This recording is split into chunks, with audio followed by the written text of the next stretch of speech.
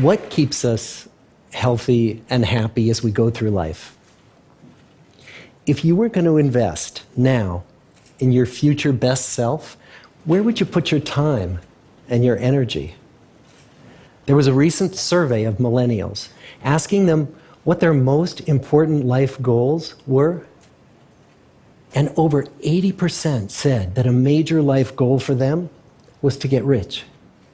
And another 50% of those same young adults said that another major life goal was to become famous. And we're constantly told to lean into work, to push harder and achieve more. We're given the impression that these are the things that we need to go after in order to have a good life. Pictures of entire lives, of the choices that people make and how those choices work out for them, those pictures are almost impossible to get. Most of what we know about human life, we know from asking people to remember the past. And as we know, hindsight is anything but 20/20. We forget vast amounts of what happens to us in life, and sometimes memory is downright creative. But what if we could watch entire lives as they unfold through time? What if we could study people from the time that they were teenagers all the way into old age to see what really keeps people happy and healthy? We did that. The Harvard study of adult development may be the longest study of adult life that's ever been done. For 75 years, we've tracked the lives of 724 men. Year after year, asking about their work, their home lives, their health, and of course, asking all along the way without knowing how their life stories were going to turn out. Studies like this are exceedingly rare. Almost all projects of this kind fall apart within a decade because too many people drop out of the study, or funding for the research dries up, or the researchers get distracted, or they die, and nobody moves the ball further down the field. But through a combination of luck and the persistence of several generations of researchers, this study has survived. About 60 of our original 724 men are still alive, still participating in the study, most of them in their 90s. And we are now beginning to study the more than 2,000 children of these men. And I'm the fourth director of the study. Since 1938, we've tracked the lives of two groups of men. The first group started in the study when they were sophomores at Harvard College. They all finished college during World War II, and then most went off to serve in the war. And the second group that we've followed was a group of boys from Boston's poorest neighborhoods. Boys who were chosen for the study specifically because they were from some of the most troubled and disadvantaged families in the Boston of the 1930s. Most lived in tenements, many without hot and cold running water. When they entered the study, all of these teenagers were interviewed, they were given medical exams. We went to their homes and we interviewed their parents. And then these teenagers grew up into adults who entered all walks of life. They became factory workers and lawyers and bricklayers and doctors, one president of the United States. Some developed alcoholism, a few developed schizophrenia. Some climbed the social ladder from the bottom all the way to the very top, and some made that journey in the opposite direction. The founders of this study would never in their wildest dreams have imagined that I would be standing here today, 75 years later, telling you that the study still continues. Every 2 years, our patient and dedicated research staff calls up our men and asks them if we can send them yet one more set of questions about their lives. Many of the inner city Boston men ask us, "Why do you keep wanting to study me? My life just isn't that interesting." The Harvard men never asked that question.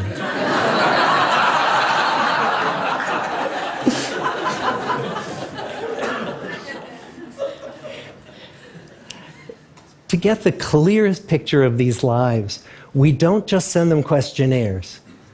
We interview them in their living rooms. We get their medical records from their doctors. We draw their blood. We scan their brains. We talk to their children. We videotape them talking with their wives about their deepest concerns. And when, about a decade ago, we finally asked the wives if they would join us as members of the study, many of the women said, "You know, it's about time." So what have we learned? What are the lessons that come from the tens of thousands of pages of information that we've generated on these lives? Well, the lessons aren't about wealth or fame or working harder and harder. The clearest message that we get from this 75-year study is this: good relationships keep us happier and healthier, period. We've learned 3 big lessons about relationships. The first is that social connections are really good for us and that loneliness kills. It turns out that people who are more socially connected to family, to friends, to community are happier, they're physically healthier, and they live longer than people who are less well connected. And the experience of loneliness turns out to be toxic. People who are more isolated than they want to be from others find that they are less happy, their health declines earlier in midlife, their brain functioning declines sooner, and they live shorter lives than people who are not lonely. And the sad fact is that at any given time, more than 1 in 5 Americans will report that they're lonely. And we know that you can be lonely in a crowd and you can be lonely in a marriage. So the second big lesson that we learned is that it's not just the number of friends you have, and it's not whether or not you're in a committed relationship, but it's the quality of your close relationships that matters. It turns out that living in the midst of conflict is really bad for our health. High conflict marriages, for example, without much affection, turn out to be very bad for our health, perhaps worse than getting divorced. And living in the midst of good, warm relationships is protective. Once we had followed our men all the way into their 80s, we wanted to look back at them at midlife and to see if we could predict who was going to grow into a happy, healthy octogenarian and who wasn't. And when we gathered together everything we knew about them at age 50, it wasn't their middle-aged cholesterol levels that predicted how they were going to grow old. It was how satisfied they were in their relationships. The people who were the most satisfied in their relationships at age 50 were the healthiest at age 80. And good, close relationships seem to buffer us from some of the slings and arrows of getting old. Our most happily partnered men and women reported in their 80s that on the days when they had more physical pain, their moods stayed just as happy. But the people who were in unhappy relationships, on the days when they reported more physical pain, it was magnified by more emotional pain.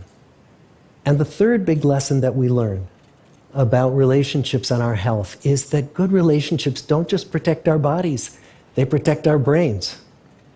It turns out that being in a securely attached relationship to another person in your 80s is protective. That the people who are in relationships where they really feel they can count on the other person in times of need, those people's memories stay sharper longer.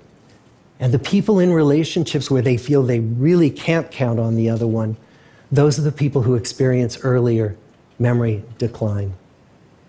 And those good relationships, they don't have to be smooth all the time. Some of our octogenarian couples could bicker with each other day in and day out. But as long as they felt that they could really count on the other when the going got tough, those arguments didn't take a toll on their memories. So, this message that good, close relationships are good for our health and well-being, this is wisdom that's as old as the hills. Why is this so hard to get and so easy to ignore? Well, we're human. What we'd really like is a quick fix, something we can get that'll make our lives good and keep them that way. Relationships are messy and they're complicated, and the hard work of tending to family and friends, that's not sexy or glamorous. It's also lifelong. It never ends. The people in our 75-year study who were the happiest in retirement were the people who had actively worked to replace workmates with new playmates. Just like the millennials in that recent survey, many of our men, when they were starting out as young adults, really believed that fame and wealth and high achievement were what they needed to go after to have a good life. But over and over these 75 years, our study has shown that the people who fared the best were the people who leaned into relationships with family, with friends, with community.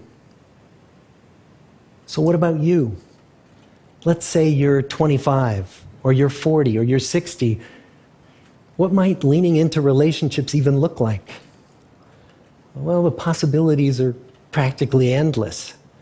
It might be something as simple as replacing screen time with people time, or livening up a stale relationship by doing something new together, long walks or date nights, or reaching out to that family member who you haven't spoken to in years, because those all too common family feuds take a terrible toll on the people who hold the grudges. I'd like to close with a quote from Mark Twain. More than a century ago, he was looking back on his life, and he wrote this: "There isn't time, so brief is life, for bickerings, apologies, heartburnings, callings to account. There is only time for loving, and but an instant, so to speak, for that."